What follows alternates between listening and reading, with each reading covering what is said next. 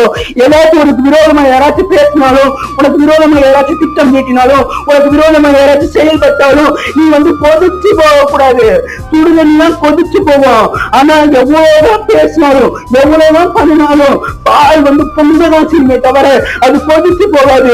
அவருடைய அபிஷேகத்துல உனக்கு விரோதம் எத்தனை பேர் வேணா பேசலாம், உனக்கு விரோதம் எத்தனை பேர் வேணா எடுத்துக்கணும். ஆனா அவருடைய அபிஷேகத்தை நீ பொங்கிதான் வந்துருமே தவிர நீ ஒரு நாளும் கொதித்து போகக்கூடாது. கொதித்து சுடுதல் கிடையாது. நீ அவருடைய சமூகத்துல உள்ள ஒரு பால். நீ கொதித்து போகக்கூடாது, கொதிக்க கூடாது. எல்லாத்துக்குமே கொதிக்கிற, எல்லாத்துக்குமே கொதிக்கிற. ஏன் கொதிக்கிற? நீயா சுடுதண்ணியா? சுடுதண்ணியா இருந்தா கொதி. மக்கள் பேசுற ஒவ்வொரு வார்த்தைகளுக்கும், உனக்கு விரோதமாக பேசுற ஒவ்வொரு வார்த்தைகளுக்கும் நீ கொதிச்சு போறதுக்கான காரணம் நீ சுடுதண்ணி. ஆனா ஆண்டவர் உன்னை டிசைன் பண்ணது பால். நீ சுடுதண்ணி கிடையாது, நீ பால்.